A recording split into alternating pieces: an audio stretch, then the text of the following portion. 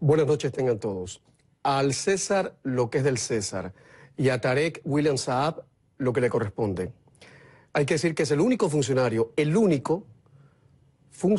del gobierno de Nicolás Maduro dispuesto siempre a hablar con este programa. Hasta ahora ha sido así y eso se agradece. El fiscal general de Venezuela, Tarek William Saab, comparece hoy en Camilo, porque hablando se entiende la gente, aunque a veces cueste un poquito. Buenas noches tengan todos.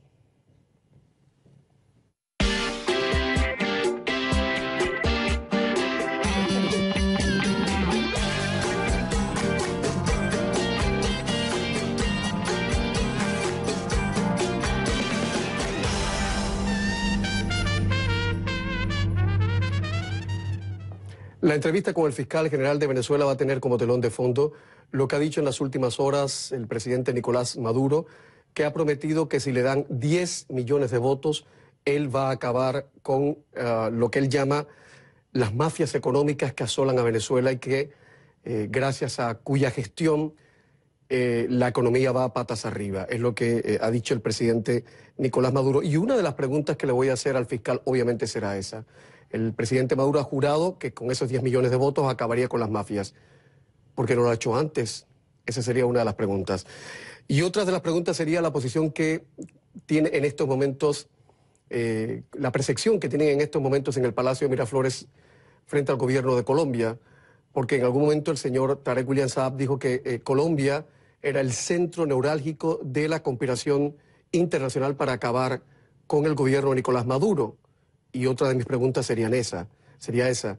¿Es Colombia el enemigo número uno de Nicolás Maduro o es Estados Unidos con esa amenaza permanente, según Maduro, de una invasión al país?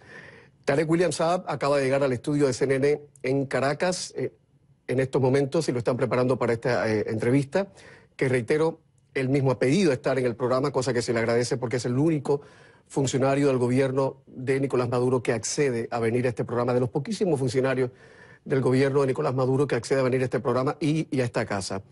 Las puertas están permanentemente abiertas, algo que decimos prácticamente un día sí y otro también, que como mismo vienen los adversarios del gobierno de Maduro, pues los funcionarios de Maduro tienen el derecho, y yo diría que la obligación ciudadana, pero eso es cuestión de ellos, de estar también en la prensa internacional, en un medio de comunicación internacional como CNN en español, para ellos ofrecer su punto de vista sobre lo que aquí se dice sobre ellos, en contra de ellos o a favor de ellos. Tarek William Saab es un hombre que ha tenido responsabilidades importantísimas en el gobierno de Venezuela.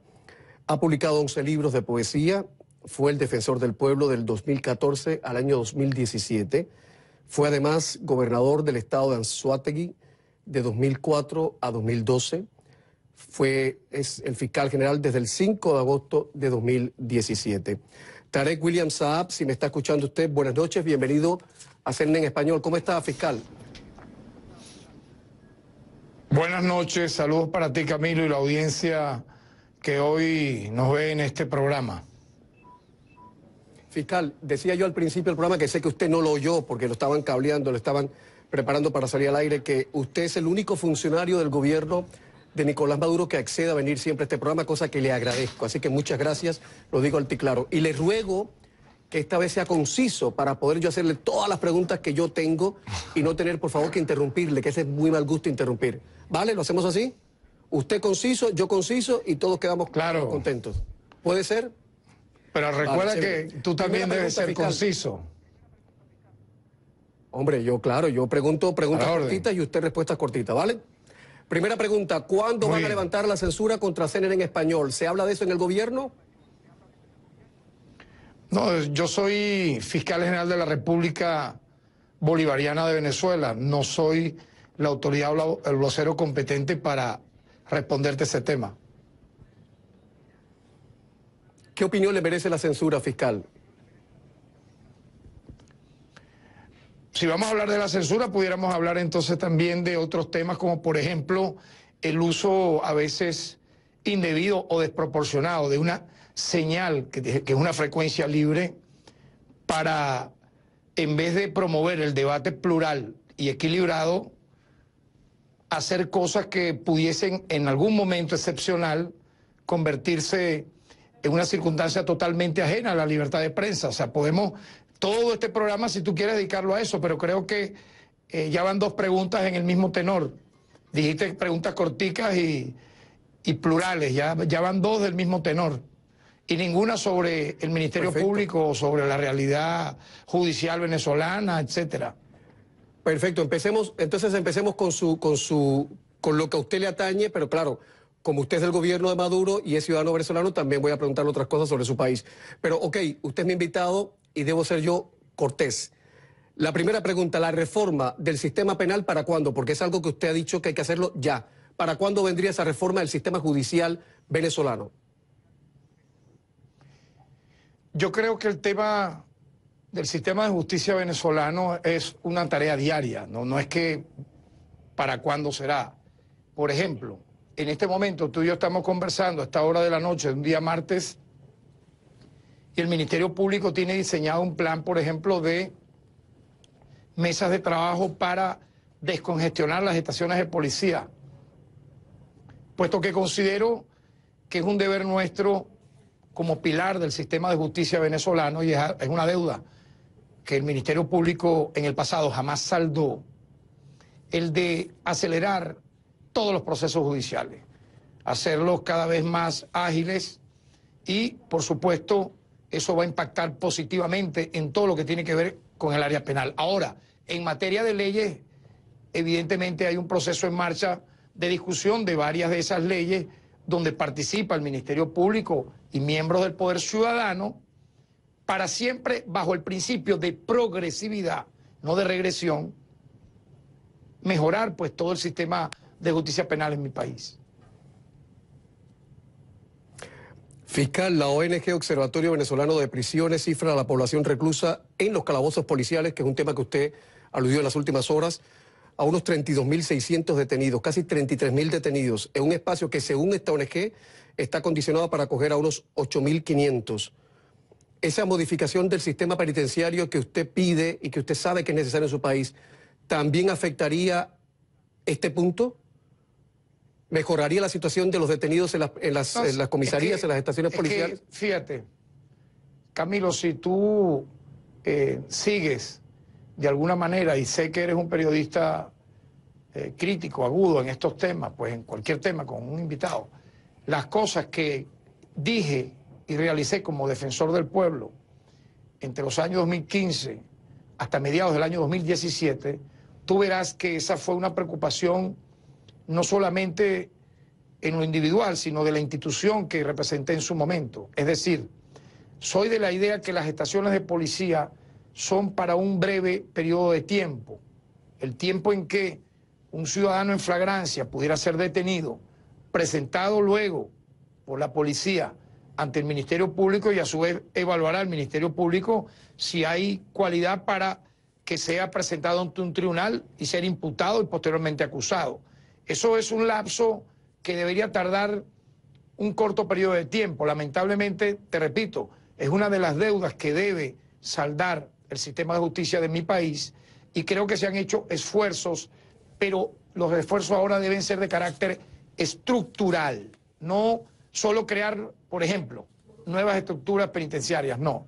Yo creo que el meollo es acelerar, agilizar los juicios de carácter penal de forma colectiva, particularmente a estos ciudadanos, como te dije, que se encuentran privados de libertad en estaciones de policía que no son las idóneas para que ellos estén allí. Y te repito, reafirmo que es un punto que trabajamos en su momento, por cierto, siendo defensor del pueblo, y a ninguna mesa de trabajo asistió representante alguno del antiguo Ministerio Público. Creo que estamos en otro momento para aprovechar esta buena oportunidad y avanzar en esa reflexión pues, que tú has presentado. Tarek, ¿cuál es el delito de los magistrados en el exilio contra los que hay órdenes de captura? Bueno, en primer lugar, que han usurpado funciones. En segundo lugar, se sabe a nivel global, y así lo puedes tú mismo describir o transcribir en el país donde resides, que el sistema de justicia y los poderes públicos en cualquier nación del planeta Tierra descansan territorialmente en su propia, por supuesto, patria, ¿no? En este caso, el Poder Judicial de Venezuela y su máximo tribunal, el TCJ, Tribunal Supremo de Justicia, en otras partes se llama Corte Suprema de Justicia, etcétera, está en el centro de Caracas, ¿verdad? En el municipio Libertador, no está en Bogotá. Eso, aparte de infamia, no tiene representatividad, es una cuestión bufa que yo pudiera agregarte, aparte del delito de usurpación de funciones, el de sustracción de documentos públicos, porque incluso hasta tienen sellos húmedos, etcétera. Por lo tanto, es una pluralidad de delitos que se ha cometido y que yo estoy seguro, si hubiese magistrados en el exilio en los Estados Unidos de América o en cualquier país de Europa, actuarían igual que ha actuado el sistema de justicia venezolano, judicializarlo no solo por usurpadores, sino obviamente por la pluralidad de delitos penales que han cometido y que afortunadamente no tiene respaldo ni de la comunidad internacional ni dentro de Venezuela, porque te lo digo de entrada ya, quien recibe, por ejemplo, las cartas rogatorias, que como tú bien sabes son solicitudes que van desde extradición de delincuentes de cualquier calibre, de España, de Ecuador, de cualquier país de Europa, de América, ¿verdad? En Caracas, Venezuela, como fiscal general de la República, es Tarek William Saab quien te habla. Y yo mostré, por cierto, en un programa recientemente con José Vicente Rangel varias de esas cartas rogatorias dirigidas directamente a mi persona. Igual sucede con los magistrados del TCJ actual, que son los que están en funciones en la ciudad capital de Caracas. Por lo tanto, lo demás es teatro, pero del pirata, diríamos en Venezuela, del pirata, del mediocre, para un público de galería que cada día es más pequeño, porque es una ofensa a la inteligencia presentar gente que no está en el territorio de su propio país para administrar justicia desde un país extranjero. Eso no existe y por lo tanto creo que te respondí de manera amplia. Eso lo ha respondido muy claro, sí señor, desde ese punto de vista está muy claro para mí. Pero esos magistrados arguyen que las órdenes de captura contra ellos tienen que ver por haber denunciado la presunta relación del presidente Maduro con la empresa Odebrecht. Ellos arguyen eso. Ya te expliqué. Tienen que ver con que, para empezar, en octubre del año... ellos están judicializados desde octubre del año pasado. Y tú sabes muy bien que octubre del año pasado ni siquiera hablaron del tema que tú estás narrando. O sea, ellos están, repito, a la orden del sistema de justicia de Venezuela desde octubre del año 2017. Hay un tribunal que está procesando toda esta serie de hechos y por lo tanto, te repito, ya está, yo creo que de forma contundente y amplia respondida tu interrogante. Fiscal William Saab, el caso de Oscar Pérez. Saab, se te olvidó el primer nombre. Sí, claro. Permítame decirle, 2 veces ha dicho usted, doy por contestada la pregunta, es su derecho, y mi derecho es volver a repreguntar. Y no pasa nada, ¿verdad? Por supuesto. Como 2 caballeros. Bien, no pasa voy a nada. preguntar. No pasa nada. El tema de Oscar Pérez, 6 de los 7 muertos tenían un balazo en la cabeza. La Fiscalía, ¿cuál ha sido la posición de la Fiscalía al respecto? Bueno, nosotros en su debido momento presentamos ante el país las condolencias no solamente del lado de quienes cayeron y representaban el grupo armado que lideraba el ciudadano Oscar Pérez, sino también de los 3 funcionarios que caen abatidos y también tienen familiares por parte de los cuerpos de seguridad del Estado. Yo creo que no solo lo humano y lo religioso y el deber institucional, claro.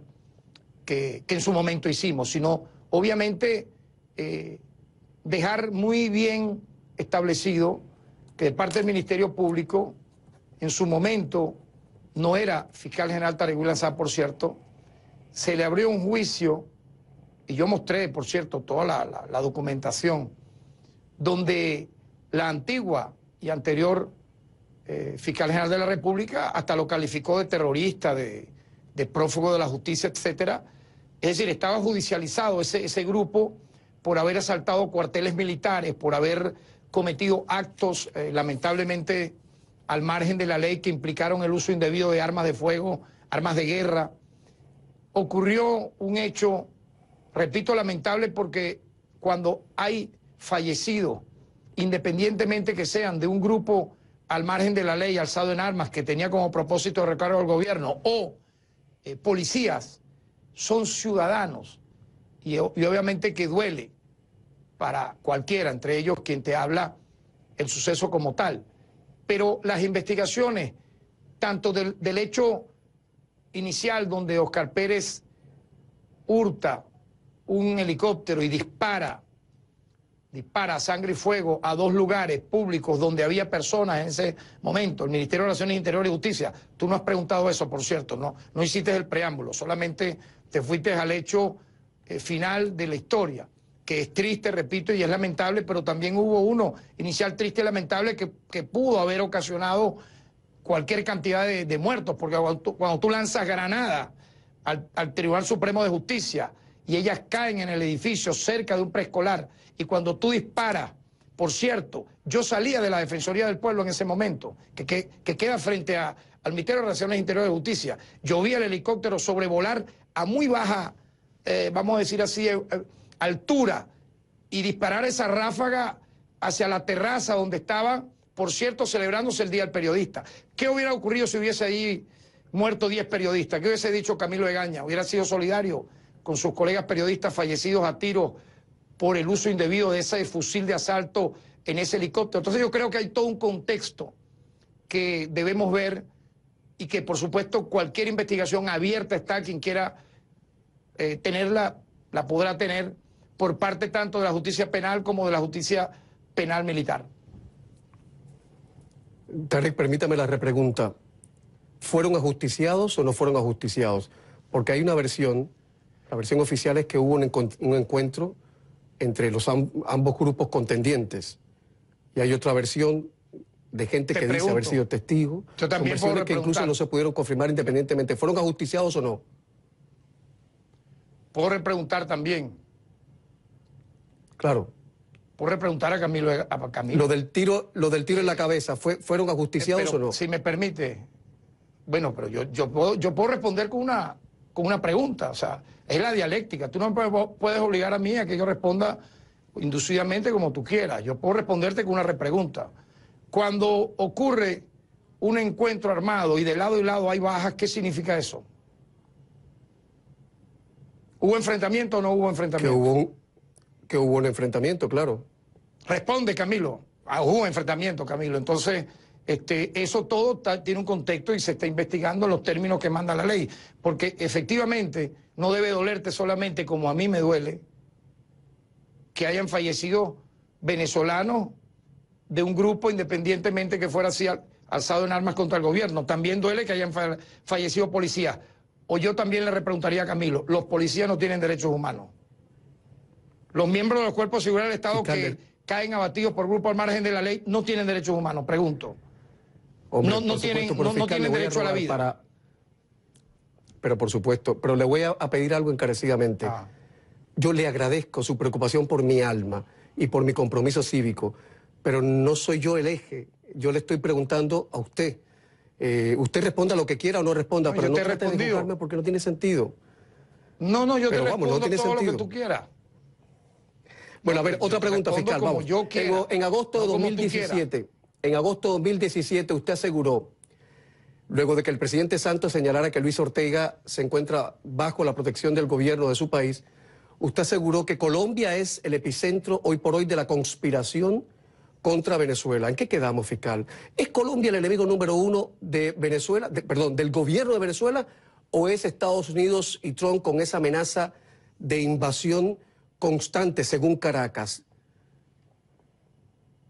Bueno, para empezar, que yo no dije que sea el enemigo 1, 2 o 3 o 5. Simplemente dije que, y tú te das cuenta de un hecho reciente, ¿no? Para mí no es casual, y creo que es un gesto inamistoso hacia Venezuela, es un gesto totalmente irrespetuoso hacia Venezuela, que el Estado colombiano haya permitido que usurpadores de cargos públicos que no les corresponden porque te advierto, Venezuela, el Estado venezolano actual, al cual represento, yo represento al Estado venezolano, soy presidente del Poder Ciudadano, uno de los 5 poderes públicos de mi país, ¿verdad?, que integra Ministerio Público, Defensoría del Pueblo y Contraloría General de la República. Los otros 4 poderes son Ejecutivo, Legislativo, Judicial, ¿verdad?, y Electoral. Da la casualidad que la sede de todos esos poderes públicos están en Caracas, pero entonces Colombia permite, en un gesto inamistoso hacia mi país, que usurpadores de cargos públicos sesionen en su territorio de manera totalmente irrespetuosa en contra de Venezuela para hacer simple y llanamente política de la peor realea contra la nación venezolana. Por lo tanto, es el epicentro de actos totalmente inamistosos, irrespetuosos, antidemocráticos contra Venezuela. Venezuela, por ejemplo, el Estado donde yo participo, al cual represento, no permitiría que unos abogados colombianos sesionaran en un edificio de Venezuela, sea público o privado, e hicieran juicios de valor haciendo el papel totalmente bufo, repito, de magistrados o de fiscales. Eso sí te lo puedo asegurar. Tarek, voy a poner la primera pausa de publicidad y al regresar quiero, por favor, que me precise 2 cosas que habría dicho el presidente Santos sobre algo que podría hacer o estaría haciendo el presidente Maduro, a ver si usted ha escuchado algo de eso y suelta prenda y nos enteramos todos. ¿Cómo no? 3 minutos de publicidad y regresamos. Fiscal Tarek William Saab, hoy en CNN en Español.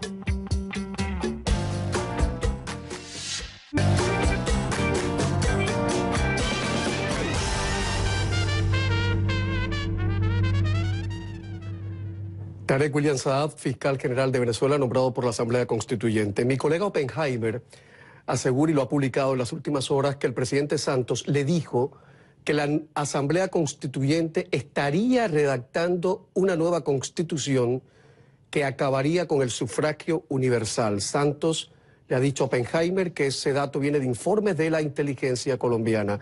¿Hasta qué punto es cierto? ¿Qué sabe usted de esto? Bueno, mira, no me voy a carcajear, sino sonreír de una manera tal vez entre meditabunda, diríamos, meditando, ¿no? ¿Qué poder ahora de evidente tiene el presidente colombiano? Simplemente, o sea, totalmente no solo incierto, sino que sus servicios de inteligencia ni siquiera le han permitido a él descubrir dónde están los cuarteles de la droga. No le han permitido a él descubrir dónde están los grandes capos que siembran y siembran y siembran y siembran a Colombia del más perverso, para mí, tóxico que pueda haber o estupefaciente que pueda haber, como es la cocaína. Por lo tanto, es algo lastimoso, ¿no? El derecho humano al voto, fíjate tú, el derecho humano al voto se consagró en Venezuela en 1999. Quien te habla fue presidente de la Comisión de Derechos Humanos de la Asamblea Nacional Constituyente, que redactó el título de Derechos Humanos, que habla de los derechos civiles, políticos, económicos, sociales, culturales, ambientales e indígenas. Por lo tanto, un derecho humano a votar, en los términos que manda nuestra Constitución, jamás podrá ser abolido porque está el principio de la progresividad. Lo que va es, en caso de cualquier artículo que pueda ser tocado en nuestra Constitución, por ese principio de la progresividad, a ser más democrático, a ser mejor, pero totalmente falso esa afirmación. Totalmente falso. Dígame si esto es cierto, si la Fiscalía sabe algo de esto, que el presidente Maduro estaría formando células de 13.000 personas, 40 por cada una, para enfrentar a sus adversarios o reprimir, dicen otros, sus adversarios. Estaríamos hablando de 500.000 personas listas para defender la revolución ahora mismo. Eso también se lo ha dicho Bueno, el presidente Santos a mi colega Oppenheimer, y Oppenheimer lo ha publicado en las últimas horas. ¿Hasta qué punto esto es bueno, cierto está o bien, esto es pero falso? Si la Fiscalía mira, sabe algo de esto. podrá haberle dicho a Oppenheimer, que me ha entrevistado aquí en otras oportunidades, Santos, eso y cualquier otra delirio que pueda tener. O sea, yo creo que estás hablando, o lo que le dijo Santos a Oppenheimer son cosas delirantes, ¿sabes? De una mente delirante. De pronto sufre de insomnio, tiene muchos problemas. Tú no sabes qué problemas pudiera tener para en pesadilla decir esa y otras cosas. Por lo tanto, podemos pasar a otra pregunta más sustancial y menos A otra pregunta. Vienen las fierolúa que elecciones esas ya el dos. 20 de mayo. Las elecciones, Correcto. fiscal. ¿Henry Falcón realmente es el rival más fuerte que tiene el presidente Maduro de cara a las elecciones? Como dicen algunos medios, que este señor Falcón es el rival, el hombre más que hace tambalear al presidente Maduro. No, mira, yo no soy ningún oráculo electoral. Yo soy el fiscal general de la República Bolivariana de Venezuela en funciones. Lo que te puedo decir es que es uno de los candidatos que la oposición ha inscrito en los términos que establece no solo la ley, sino que tanto el ciudadano presidente de la República, Nicolás Maduro Moros, que opta a la reelección, como los otros candidatos, están recorriendo el país en sana paz, demostrándole al mundo que Venezuela es un país con todos los problemas que podamos tener, que podemos resolver nuestros problemas de manera pacífica, a través del voto, del sufragio, y que los candidatos están desplegados pues en todo el territorio nacional para que se conozcan sus propuestas, sus ideas, y que efectivamente ganará el que obtenga más votos, como ocurrió, por ejemplo, en las recientes elecciones donde participó la oposición, de gobernadores, de alcaldes, etcétera, etcétera. Por lo tanto, quien decidirá si es o no tal o cual candidato el más fuerte o el menos fuerte es el elector, no el fiscal general Tarek William Saab. Tarek, ¿es cierto que alguna vez Fidel Castro le comentó que algún día podría usted ser el sucesor de Chávez? ¿Eso pasó de verdad? Bueno, en primer lugar, tú sabes que mi amistad con Fidel Castro fue pública y notoria. Y no comenzó siendo, por ejemplo, como alguna gente pudiera pensar, gobernador del estado de Anzoátegui. Comenzó siendo Tarek William Saab parlamentario. Era presidente de la Comisión de Política Exterior. Te hablo de una amistad en el sentido que fui recibido o era recibido permanentemente como amigo de Fidel Castro en Cuba, en su despacho, en su casa. Y de hecho, la cumbre de donde nace Petrocaribe se hizo en el estado de Anzoátegui en el mes de junio del año 2005, siendo quien te habla gobernador del estado de Anzoátegui. Y se supo pues que él estuvo en esos días en la casa donde yo residía. Hasta allí es lo que te puedo decir. Una amistad que guardo como un tesoro, porque ¿Pero le son dijo eso? cosas ¿Realmente le dijo eso? de ¿Que usted podía hombres. ser No, sucesor de Chávez? Yo no te puedo decir las cosas que podía haber hablado conmigo. De verdad que, aparte de que son cosas que se reservan, miles de horas hablando, centenares, incluso compartimos el sueño, el proyecto de una visita que yo hice a Pakistán para conocer en el terreno los 32 hospitales de campaña que tenía Cuba en Pakistán luego del terremoto de noviembre del año 2004, 2005, Camilo. No sé si tú sabías que el único país que le prestó apoyo a esa gente, que más de 100.000 muertos hubo por ese terremoto, 2 millones de desplazados internos, fue Cuba.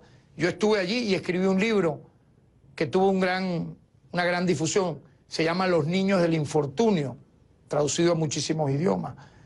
De estas cosas son las que te puedo hablar. Lo demás son especulaciones, Camilo. Bueno, de esto sí puedo hablar porque lo ha dicho el presidente Maduro en las últimas horas. Ha pedido que le den 10 millones de votos, que si le dan 10 millones de votos a cambio, él promete acabar con las mafias económicas. Y llegó a jurarlo, digo, lo juro.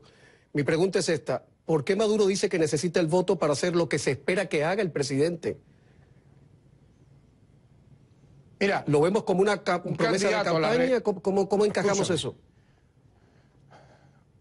Un candidato a la reelección o un candidato que opta a la presidencia de la República, es obvio que presenta proyectos, propuestas de gobierno en lo social, en lo económico, en lo político. Por lo tanto, es válido que el presidente Maduro presente sus propuestas y a cambio pida votos. O sea, yo creo que es un hecho pacífico solicitar votos presentando una propuesta. Óigame, el FMI dice que la hiperinflación en Venezuela en 2018 podría superar el 13.000%. ¿Para cuándo una corrección profunda de las políticas económicas de Venezuela? Usted me va a responder que no es ministro de Economía, pero ojo, imagino que en el caso de la Fiscalía va ligado, muy ligado, la lucha contra la corrupción, contra la delincuencia económica, contra la violencia que ejercen los especuladores, con una corrección profunda de las políticas económicas de Venezuela. En el gobierno se habla de hacer esa corrección profunda, de hacer las paces, por ejemplo, con la empresa privada, de darle participación a todo el que tenga algo que ver con esto y garantizar que la inversión extranjera vuelva al país, que regrese. ¿Hay una voluntad de eso? Mira, ha dicho algo importante, por lo menos ha reconocido que el Ministerio Público encabeza una lucha sumamente fuerte, delicada, contra el flagelo de la corrupción. Perdón, y hemos presentado resultados. Tarek, fiscal, permítame. Estoy respondiendo. Yo no reconozco nada. Yo lo que he dicho no es reconozca, pero, que una profunda corrección nombraste. de la política económica tiene que ver Perfecto. con la lucha contra la delincuencia económica. Yo no estoy reconociendo nada. Muy bien. Yo le estoy preguntando. Perfecto. Por favor. Pero hablaste de un tema que quisiera conversar. Al menos dame unos segundos. Claro, es importantísimo. Nosotros, producto de la lucha... Claro. Mira, nosotros, o sea, este Ministerio Público, de agosto a este 1 de mayo, agosto 2017, a este 1 de mayo 2018, hemos presentado más de 100 ciudadanos judicializados del más alto nivel, algunos gerentes, exministros, expresidentes de PDVSA, otros empresarios, etcétera, que han cometido graves delitos de corrupción que han afectado la economía de mi país. Es una gesta sin precedentes por parte de otro ministerio público, al menos en Venezuela, y eso tiene resultados concretos que busca sanear nuestra economía, golpeando a las mafias económicas que colonizan para su propio beneficio el dinero que es de todos los venezolanos. Yo creo que y esto va a continuar, esto va a crecer, porque te agrego, de estos 100, ojo, te voy a agregar ahora 150 más. Si tú sumas, pudiera ser 250. Quise primero, en una primera fase 100, que tiene que ver con Cadivicencoex y con PDVSA. Pero si le agregamos los 150 recientes, los últimos días, en la operación Manos de Papel, que tiene que ver con el uso indebido, ¿verdad?, de malversación del nuevo cono monetario, con casas de cambio totalmente al margen de la ley, con páginas en internet que no tienen por qué, no tienen derecho, Camilo, a que, por ejemplo, $1 en septiembre te lo tasaran ellos, sin ninguna particularidad de ellos ser el Banco Central de Venezuela, a 15.000 bolívares, y que de pronto en 3 meses, es decir, de septiembre a diciembre, estaba a 100.000 del año 2017, pero en enero del año 2018, esas mismas páginas que no tienen ninguna legalidad, te la tasaron a 200.000, y ahora mientras tú y yo hablamos, el 1 de mayo bordean o 600.000 o 700.000. Entonces, dime tú cómo eso puede ser posible, ¿verdad?, en cualquier lugar de la tierra, que una página en internet y otra, ¿verdad?, ajeno a cualquier tipo de estudio o evaluación, diga cuánto puede costar un bolívar en función del dólar. Y a partir de ahí entonces el comerciante, el industrial, el empresario o cualquiera, el comerciante incluso hasta informal, castiga de manera directa e indirecta ¿a quién? A la población entera. Por lo tanto, yo creo que vamos a abrir ese debate, ¿cómo no? Hay que abrirlo, pero sinceramente, ¿no? Porque yo creo que ningún país, claro, de los que tú has mencionado aquí en el programa, permitiría que una página en internet, delictivamente, de gente anónima que nunca se presenta como quien te está hablando. Yo me presento frente a ti ¿verdad? Con mi nombre, con mi apellido, con mi entidad, y te estoy respondiendo tratando de ser lo más contigo, no solo como siempre ha ocurrido, ¿no? Cortés, respetuoso, sino tratar de explicarle a tu audiencia desde mi perspectiva las interrogantes que tú puedas tener. Pero, sinceramente, vamos a abrir entonces este debate, ¿no? Es una página de internet anónima, sea cual sea y como se llame, la que debe tasar el precio del bolívar en función del dólar en Venezuela, y a partir de allí toda esta especulación monstruosa que coloca prácticamente incomprable cualquier producto en Venezuela. Vamos a hablar de eso, pues. Vamos a ver quiénes están detrás de eso, quiénes apoyan eso, quiénes gozan y aplauden eso. Fiscal, voy a poner publicidad y a la vuelta vamos a repasar algunos de los que yo creo que son los mejores años de su vida, porque tengo la percepción de que Chávez siempre le vio a usted con buenos ojos. 3 minutos de publicidad y nos relajamos mutuamente. Vamos a hablar de los buenos años de su vida. Ya volvemos.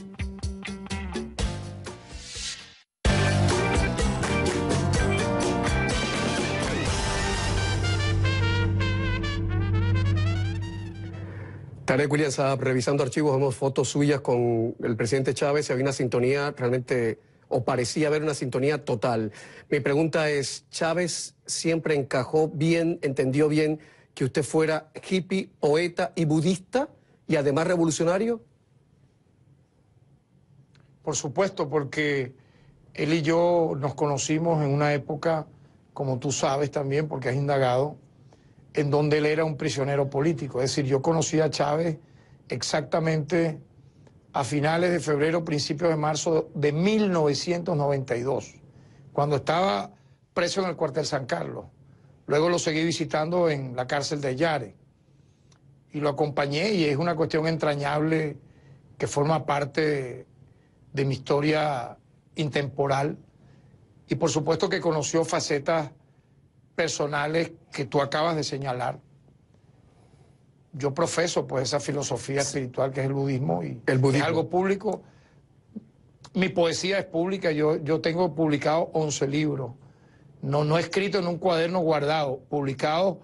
Muchos de ellos han ganado premios nacionales de mi país, y por supuesto el tema de que me vinculan al movimiento hippie, bueno, sí, porque yo soy un pacifista.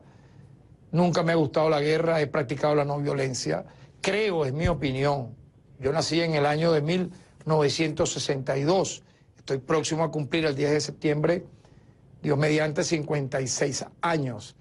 Yo pienso que la generación de los años 60 es una de las generaciones más, por todo lo que ocurrió en esos años, lo que pasó, más luminosas que conoció no solo el siglo XX, sino el siglo XXI.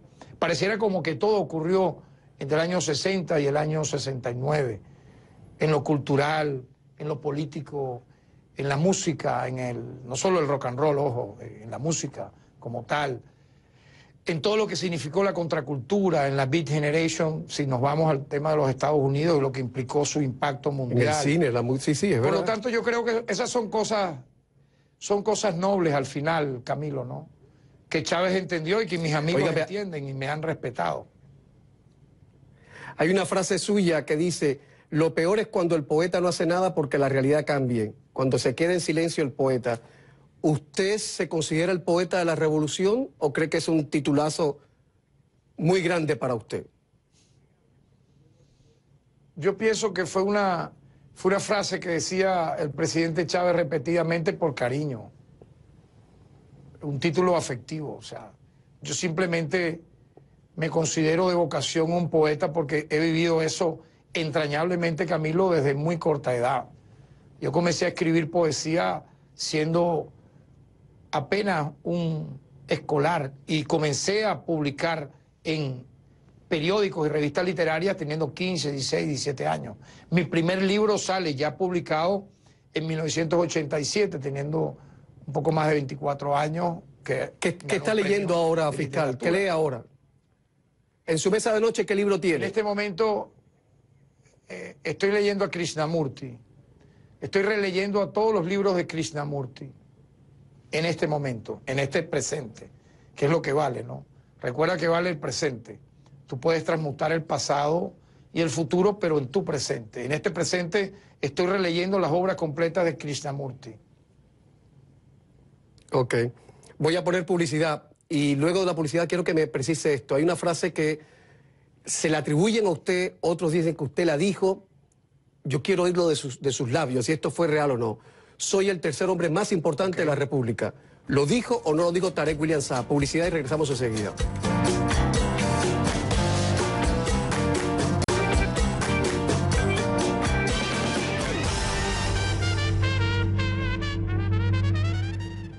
Fiscal Tarek William Saab, por cierto, ¿con quién está hablando usted ahí en el estudio cuando vamos a la pausa? Porque me dicen los compañeros de Atlanta que usted habla con alguien en algo que no es inglés. ¿Es árabe libanés? ¿Con quién habla usted? ¿Y en qué idioma lo está haciendo? Es curiosidad. No, sí, sí. Tú sabes que mis padres son libaneses. Hablo con un paisano, un amigo. Pero está hablando con alguien ahí. Mis padres son libaneses. Anibare Feskil árabe, sé hablar el árabe bien. Lo aprendí de oídas, no de escuela. Ya. Es que los compañeros de Atlanta me dicen, no, el fiscal está hablando con alguien en una lengua que no es ni inglés ni español. Bueno, esta frase, ¿la dijo usted o no la dijo usted? Soy el tercer hombre más importante de la República de Venezuela. ¿Se la atribuyen o usted lo dijo? No, por favor. No, para nada, imagínate. Yo soy una persona que ha estado en cargos de función pública como no lo he estado. Por lo tanto, esos son parte de la mitología o la leyenda popular. Oiga, ¿y los camaradas de partido no le han dicho nada alguna vez por los tatuajes que usted tiene? No. Fíjate que me respetan mucho eso, porque tú no puedes discriminar a un ser humano por tener tatuajes. Yo uso tatuajes, tengo, no sé, 70 tatuajes puede ser, o más. Los retratos de mis hijos, los nombres de mis padres, de mi esposa, de mi, ¿qué te puedo decir? Símbolos budistas. En la mano tiene uno, ¿verdad? Me pareció ver uno en la mano. No tengo tres, tengo tres. ¿Y en el cuello, el del cuello qué significa? Ah, la mandala. ¿Y en el cuello qué significa? Tiene uno en el cuello, pero no. Dios. La palabra Dios, pero escrita Dios. en árabe. En árabe. Ya, le entiendo. Oiga, una pregunta ya menos frívola. ¿Tiene usted idea de por qué ha sobrevivido las purgas dentro del gobierno de Maduro? Heinz Dieterich, que es un sociólogo y analista político alemán, dice que incluso usted ha podido sobrevivir, políticamente hablando, a las porquerías de la guerra sucia que le aplicó el anticomunista Diosdado Cabello. Fin de la cita.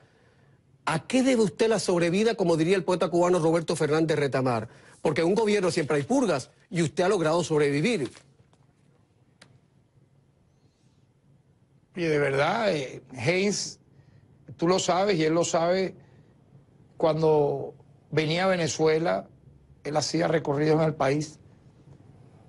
Tuvimos una amistad, digo, en tiempo tuvimos pasado porque él no ha vuelto a Venezuela, no lo he vuelto a ver. Por lo tanto, tengo de él el recuerdo de un trato, al menos conmigo, siempre respetuoso, de mucho humor. Como lo tengo yo, pues soy una persona de muy buen humor. Pero sabes que estoy ajeno a cualquier chisme, ¿no? Siempre a veces, Camilo, tú debes saberlo también, porque tú eres protagonista del periodismo en un medio, ¿verdad? Donde tú vives, donde también hay, obviamente, gente que especula, que quiere que tú rivalices con este, con el otro. Estoy ajeno a todo eso. Yo soy una persona muy tranquila, de una paz espiritual muy, sinceramente, muy estable. Yo creo que yo no llamo sobrevivencia porque eso se ve como si estuviera siempre al borde de morir, ¿no? Y uno siempre piensa en la existencia positiva. Yo creo mucho en la causa y en el efecto, la ley del karma. La ley del karma es, tú sembrarás lo que cosechas. Uno siembra el bien, tiene que cosechar el bien, Camilo. Lo demás ya es tóxico, eso en términos generales, pero contaminante. Eso es verdad, pero hay cada uno por allá afuera y como la revolución, como Saturno termina devorando a sus propios hijos, y lo vemos constantemente en las revoluciones, pues yo no sé si uno hace política en una revolución... Se devora la gente, la gente se devora.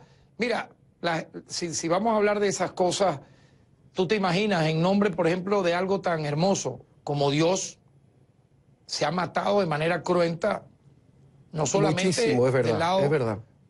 de cualquier religión. O sea, ojo, yo no voy a hablar ni del Islam, ni de los cristianos, ni de los budistas. O sea, si el hombre ha llegado a esos niveles, uno siempre tiene que buscar la no violencia, evitar siempre que existan incluso términos de irrespeto y de crueldad cuando te expresas de tu prójimo.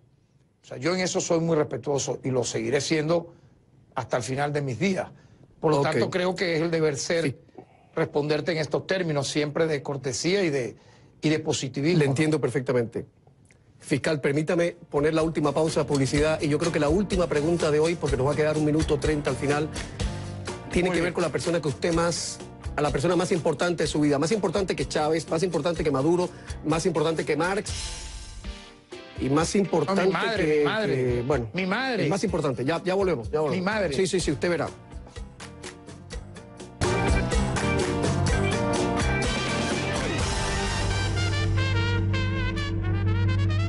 Tarek, nos queda 1 minuto nada más. ¿Cómo son ahora las relaciones con ese hijo suyo que le pidió distanciarse del chavismo, que le dijo que mandara al chavismo al diablo? ¿Cómo se lleva con ese hijo suyo ahora? No, siempre ha sido, la convivencia ha sido espléndida. Mis hijos, como él mismo lo dijo el día que leyó esa carta, ha sido educado en valores humanos excepcionales. Por lo tanto, nunca ha habido ningún tipo de ruptura para nada. Dijo eso y siguió yendo a la casa, comiendo, conviviendo conmigo. Por lo tanto, tengo 3 hijos y mi relación es entrañablemente hermosa. Perfecto. Entonces quiero inferir que cuando los chicos jóvenes salgan a la calle, porque van a salir a la calle, siempre les gusta la calle, y pidan que el chavismo se vaya al diablo, usted lo respeta igual que a su hijo. Fiscal, muchísimas gracias por haber estado en el programa. Se lo agradezco de verdad. Muchas gracias. Chao. Buenas noches. Gracias a ti. Chao. Buenas noches, Camilo.